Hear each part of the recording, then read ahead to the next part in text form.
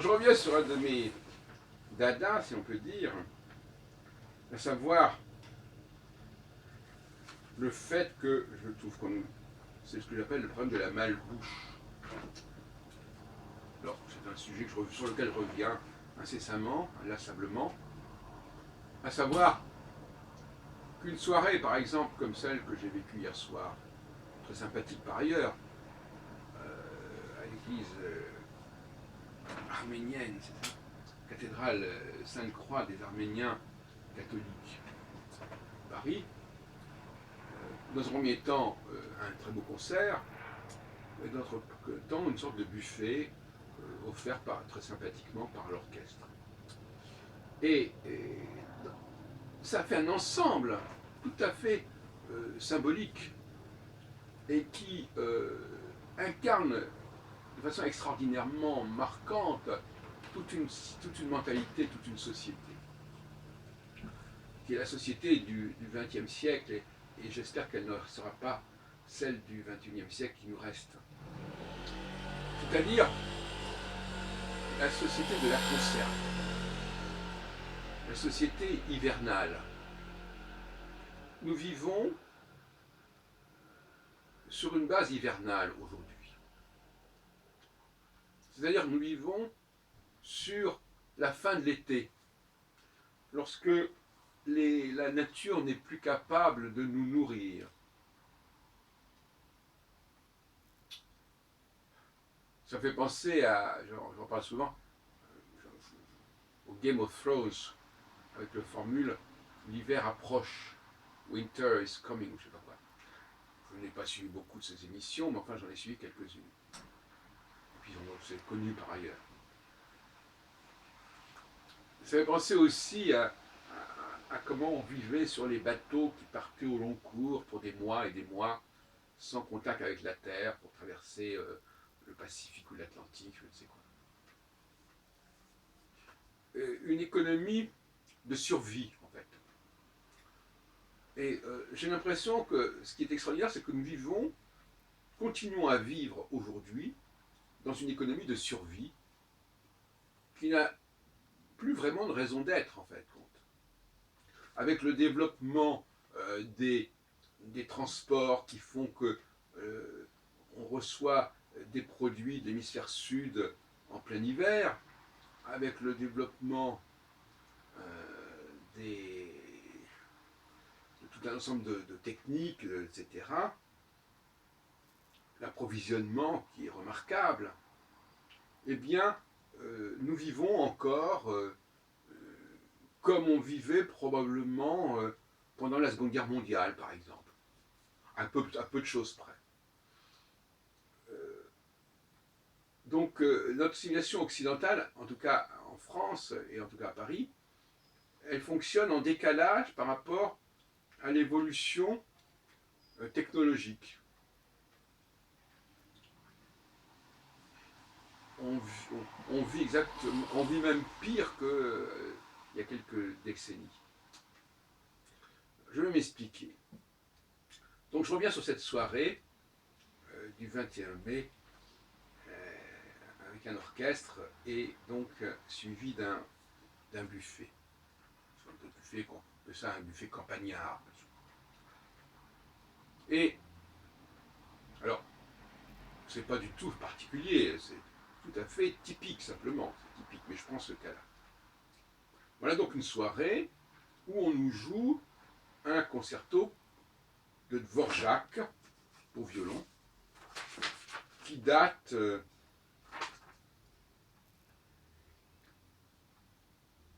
des années 1880, c'est-à-dire il y a près de 140 ans,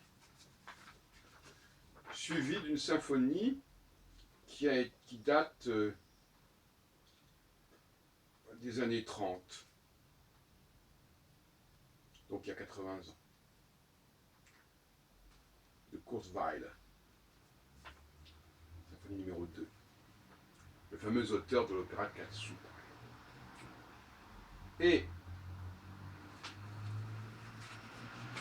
on se dit, mais c'est quand même étrange, nous sommes en 2016 et on nous joue des œuvres qui date il y a 80 ans, qui date il y a 130 ans. Je trouve ça étrange. Et encore, c'est un effort, parce que des œuvres des années 30, on n'entend pas tellement souvent dans les concerts de musique classique. Comme si la musique classique s'arrêtait, je ne sais pas, en 1930. Alors que normalement, l'héritage de musique classique, il se perpétue jusqu'à nos jours. Alors, donc on est dans la conserve, je dirais. On est dans, ça fait penser à Hibernatus, vous savez, avec Louis de Funès.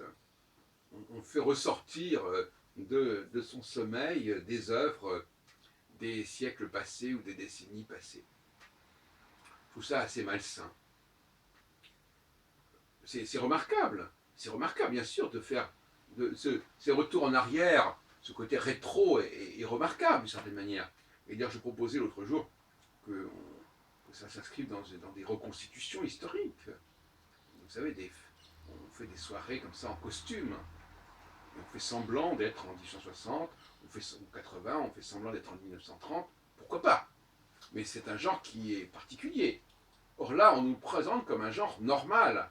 C'est pas quelque chose de spécial. C'est normal d'aller au concert et d'écouter des œuvres d'il y a 100, 200, 300 ans. Moi, je trouve que c'est pas du tout normal. C'est normal pour des musicologues qui voudraient effectivement étudier l'histoire de la musique. Mais le public d'aujourd'hui n'a pas à rentrer dans ce genre de choses. Il est là pour écouter des œuvres actuelles, des œuvres contemporaines, comme on dit. Et donc, par conséquent, des œuvres vivantes, de compositeurs vivants, et pas seulement d'interprètes vivants. Hein? Parce que, bien sûr que les gens qui ont joué ces œuvres sont vivants, que ce soit la violoniste ou que ce soit l'orchestre, ce sont des gens vivants. Ce sont des gens vivants qui nous jouent des choses qui ne sont pas de leur propre cru et qui sont d'une autre époque. Je trouve ça tout à fait hallucinant. Et puis alors, on passe à la seconde partie de la soirée, la troisième mi-temps comme on dit, et on nous reçoit, le public et l'orchestre, dans une grande salle, annexe de la cathédrale, Saint-Paul des Arméniens, et il y a donc toute une grande table où sont installés des tas de victuailles. Mais là encore, pas une trace de fruits. Je dis bien, pas un grain de raisin, pas une tomate. Hein? Alors on a des jus de fruits, on a du Coca-Cola, on a du vin, très bien, mais ça ce sont des conserves. Pourquoi n'aurait-il pas eu, pourquoi les gens n'ont-ils pas pris la peine d'acheter quelques kilos de mandarines ou de raisins, ou maintenant d'abricots, etc. Alors il y a plusieurs raisons à cela. L'une d'entre elles, un peu sordide, mais qui se comprendrait à la limite, parce qu'après tout, on nous offre quelque chose, il n'y a pas de raison de se ruiner. Puisque c'est gratuit, même si on nous propose de payer quelque chose à la sortie, mais à notre guise, à notre prix.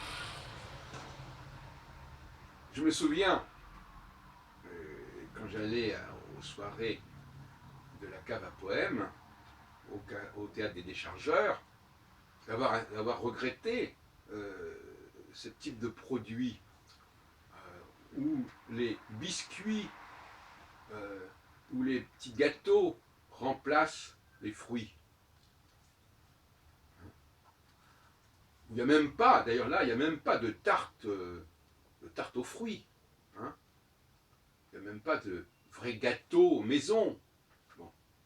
Il y a simplement des petits trucs comme ça, des petits amuse-gueules.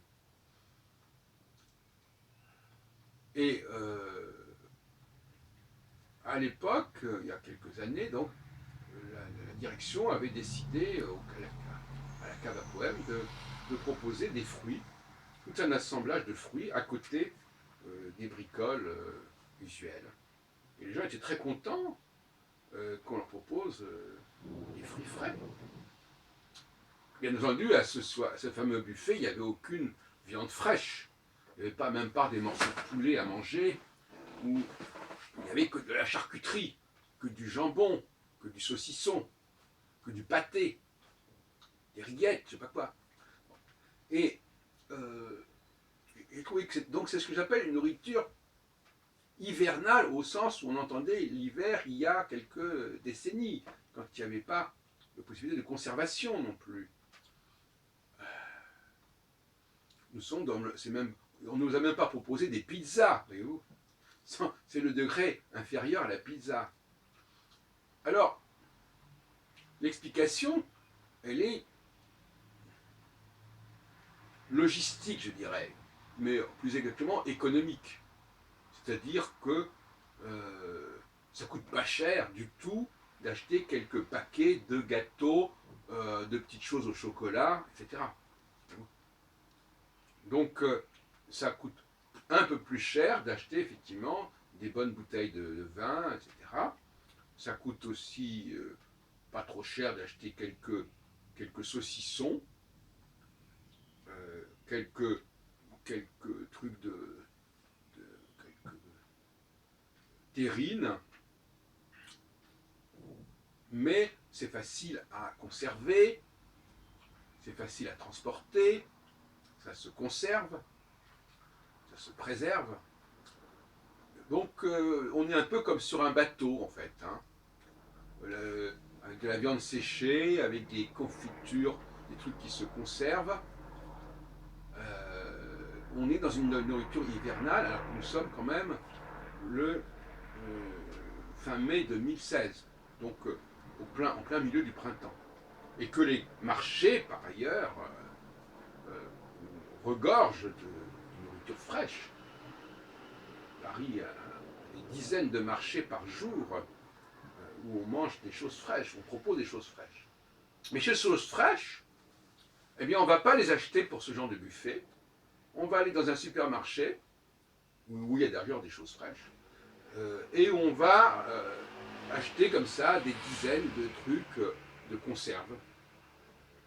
Alors, où est-ce que je veux en venir? Je veux en venir que nous avons donc un double problème. On a le problème de la conservation de cette musique ancienne qu'on nous sert et qu'on nous resserre comme s'il n'y avait pas de la musique d'aujourd'hui. Et on nous propose des nourritures de conservation comme s'il n'y avait pas de marché où l'on proposait de la viande et des fruits authentiques. Parce que tout ça, finalement, n'oublions pas, ce sont des substituts. La saucisse, le saucisson, c'est le substitut à de la vraie viande. Les gâteaux au chocolat,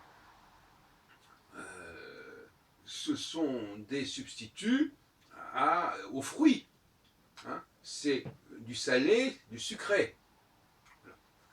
Et du moment tant que c'est du salé et du sucré, au fond, ça n'a pas beaucoup d'importance. Hein. Que ce soit de la viande fraîche ou que ce soit du pâté de campagne ou autre, biologique ou pas, ou que ce soit des fruits frais ou des nonnettes ou des madeleines, ça ne change rien globalement, n'est-ce pas, d'après ce qu'on nous laisse entendre. Voilà. Et donc, bon, les fruits, je pense que c'est pas trop compliqué à exiger qu'il y ait des fruits sur une table. C'est vrai que c'est moins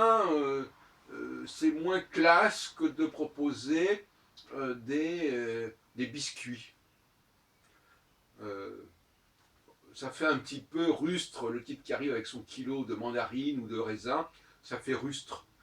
Le type qui arrive avec des cakes où il n'y a plus qu'à déballer, où il y a un emballage, oh, alors là c'est beaucoup plus sophistiqué. Tu vois. Alors en ce qui concerne la viande, bon, vous me direz, mais vous n'allez quand même pas demander aux gens oui, bon, bah, il pourrait au moins y avoir des... Bon, alors il faudrait aussi qu'il... Le problème, c'est qu'on va nous dire, mais on n'a pas de quoi réchauffer la viande. Or, quand où les choses sont froides, c'est un buffet froid. Tout est froid. Donc le buffet froid, bon, les fruits, ça va, ils sont froids. Bon, maintenant, la viande, on peut quand même manger, par exemple, du poulet froid. Ça, c'est pas interdit. on peut acheter quelques poulets froids et puis les proposer. Et même du roast beef froid, ça existe aussi. C'est pas la même chose que du jambon ou que du saucisson. Donc il y a quand même ce qu'on appelle de la viande froide. Bon, mais effectivement, c'est plus cher. C'est vrai, c'est plus cher. Bon, l'autre jour, j'étais à une réunion organisée par Hélène Kibaro au club UNESCO là, pour un de ses films. Et à la fin, on avait aussi. Alors bon, ça c'était quand même relativement vivant, jusqu'à certains points. Et puis après, il y avait donc très généreusement offert un buffet où il n'y avait là non plus pas le moindre trace de fruits, pas le moindre trace de viande fraîche, même froide, mais il y avait des petits canapés, il y avait des petites choses comme ça, qui sont souvent ingénieux, qui sont souvent élaborés. Là, ce n'était pas des conserves en l'occurrence, mais c'était des choses comme ça, assez spéciales, que l'on peut apprécier. Et bon, il y a quand même des limites à cela. Bon, j'avais aussi apprécié ce qu'on appelle les kidouches le samedi après-midi à la sortie de l'office, dans certains groupes juifs. C'est pas mal non plus. Mais il y avait souvent. Il y avait quelques fruits quelque part qui étaient proposés. Il n'y avait pas vraiment de viande fraîche. On avait des gâteaux, on avait de la pâtisserie, on avait quelques légumes qu'il fallait tremper. Vous savez, des légumes comme les carottes, etc., qu'il faut tremper dans une sauce, etc. Bon. Enfin, il y avait quelques efforts dans ce sens-là, parce qu'effectivement, c'est vrai que c'est pas une mauvaise idée, cette idée de préparer des légumes et puis que les gens les prennent. Bon. Mais il y avait aussi quand même pas mal de fruits. Voilà. Enfin, toujours est-il qu'on est quand même quand on est chez des gens, par exemple, on voit, bon, je terminerai là-dessus, les mères de famille qui, à la sortie de l'école, quand elles viennent, parce qu'au niveau de la Providence, on est en face d'une école, qu'est-ce qu'elles donnent à manger à leurs enfants quand ils sortent de l'école, hein? Eh bien, on les voit sortir des biscuits. Bon, voilà. On les voit sortir des pains au chocolat. Voilà. Et pas des fruits. Donc il y a quand même un problème. Alors il faudrait peut-être investir davantage de temps, d'énergie, un peu d'argent, un peu plus d'argent peut-être, et encore. Mais il y a quand même des choses qui ne vont pas à ce niveau-là. Voilà ce que je voulais dire.